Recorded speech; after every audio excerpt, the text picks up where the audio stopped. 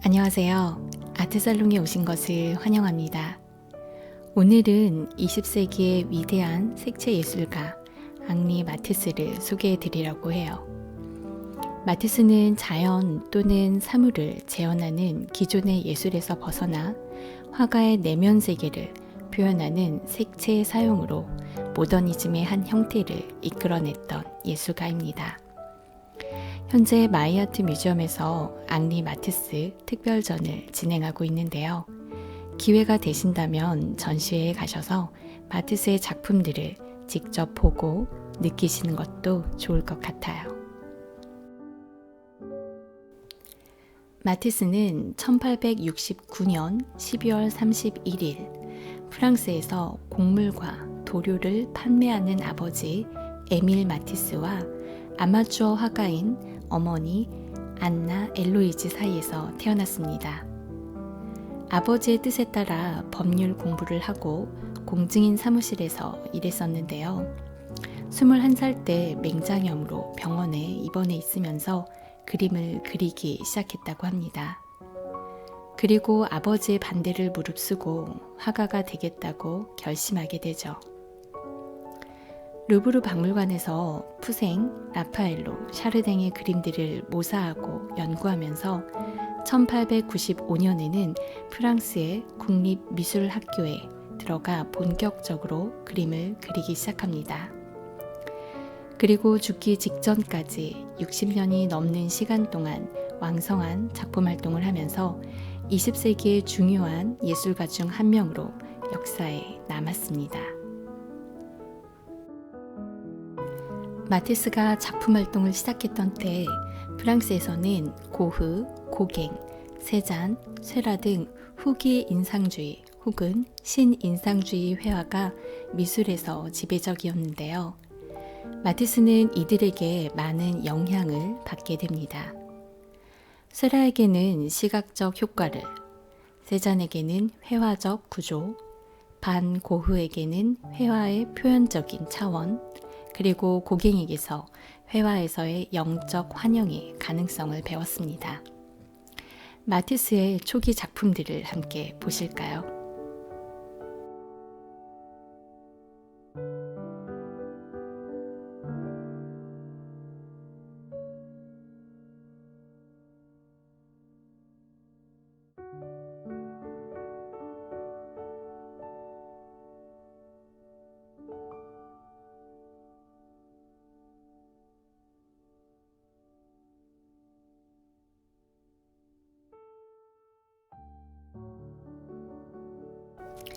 아직은 신인상주의 화법에서 크게 벗어나지 못하는 것 같지만 그래도 마티스만의 개성적인 표현들을 확인해 보실 수 있습니다. 이 그림은 조르주 쇠라, 폴 시럈의 영향을 받아 점묘법으로 그린 작품입니다. 당시 쇠라와 시럈은 과학적인 방법으로 색채를 분할하고 그것을 캔버스에 수많은 색점으로 찍어 그림을 그렸었는데요. 마티스는 생트로페에서 시럈을 만나고 그의 조언에 따라 점묘 화법을 실험했습니다. 하지만 그림을 보시면 아시겠지만 시럈의 그림이 윤곽선은 사라진 채 수많은 점들로 화면을 가득 채우고 있다면 마티스의 그림은 가늘고 굵은 선들이 함께 그려져 있죠.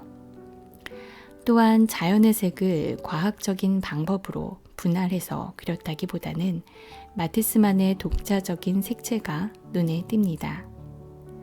마티스는 이 그림에 대해서 순수한 무지개 빛깔로 그려진 그림이라고 했는데요. 작품의 제목인 사치, 고요, 쾌락이 그의 색채를 통해서 느껴지는 것 같습니다.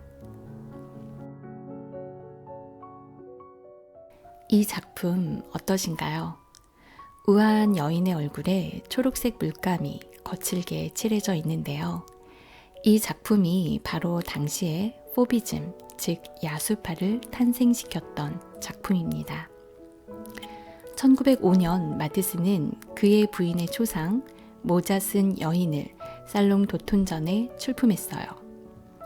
그의 화가 친구들인 드랭, 블라멩크 등과 함께 전시에 참여했는데요.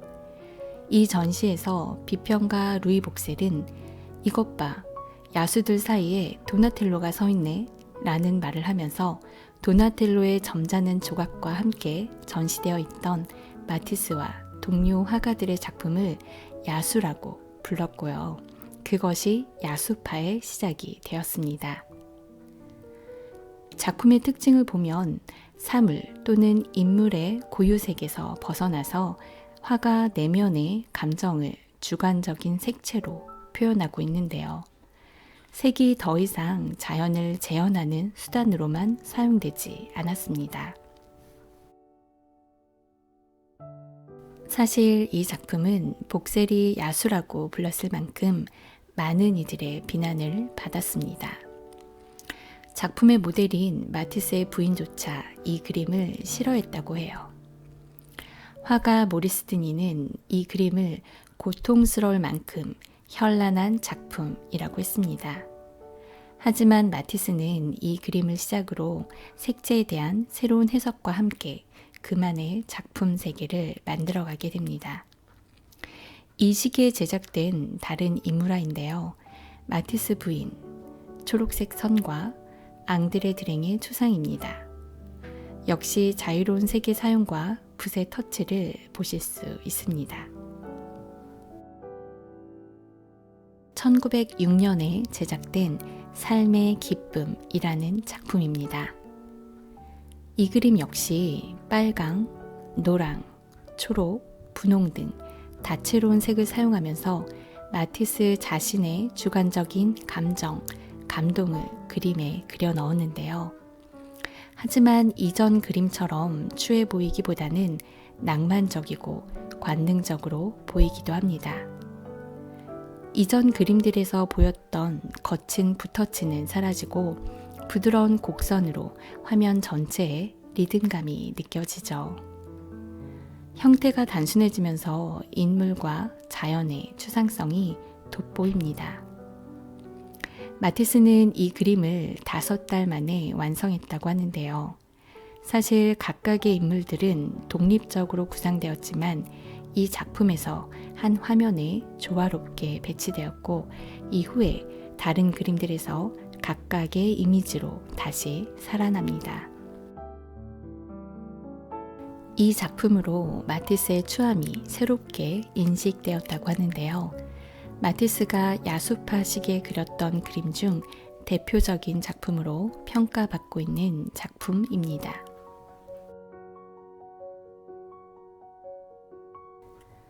(1907년) 앙대팡당 전에 출품했던 작품입니다.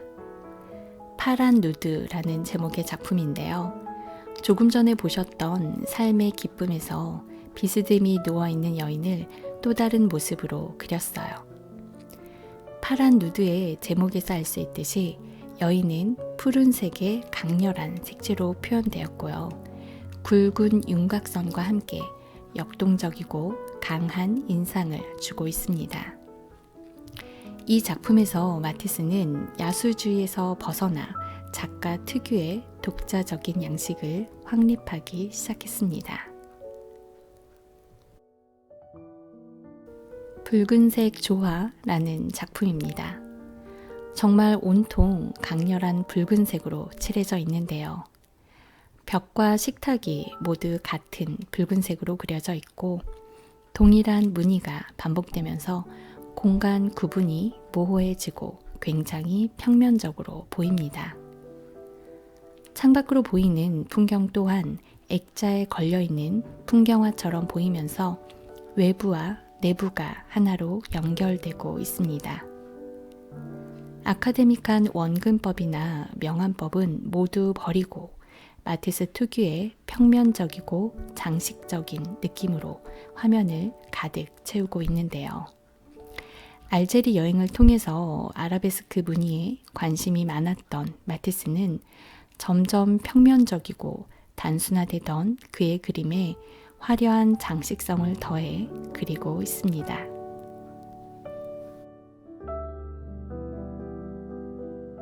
춤을 추고 있는 인물들의 모습. 어디서 보신 것 같지 않나요? 네, 바로 조금 전에 보셨던 삶의 기쁨에서 화면 중앙에 멀리 보이는 인물들의 모습이죠. 이 그림은 러시아의 한 컬렉터가 자신의 아파트를 장식하기 위해서 특별히 주문했던 작품이라고 해요. 그림에서 형태는 더 단순해졌고 색채 또한 붉은색, 푸른색, 초록색만을 사용하고 있습니다. 원근법, 명암법이 없이 단순한 형태와 색채만으로 균형감 있는 구성을 통해 역동적이면서도 이전 그림에서 보셨던 삶의 기쁨, 환희가 느껴지는 것 같죠.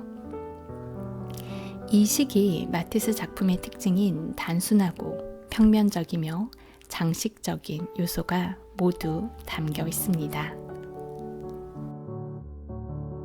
1908년에 출간한 화가의 노트에서 마티스는 내가 꿈꾸는 것은 주제를 우울하게 하지 않는 균형, 순수, 안정의 예술이다.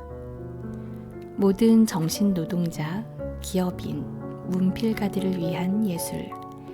예를 들어 마음을 고요하게 위로하며 육체적 피로에 휴식을 주는 좋은 안락의자 같은 예술 말이다.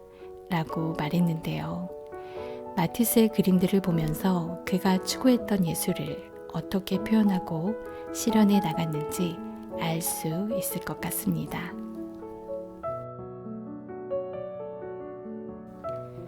마티스의 그림들 편안하게 감상하셨나요? 마티스는 그가 작가로 활동했던 60여 년간 굉장히 많은 작품을 남겼는데요.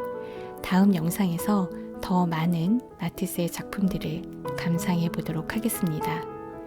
오늘도 시청해 주셔서 감사합니다. 다음 아트살롱에서 뵐게요. 감사합니다.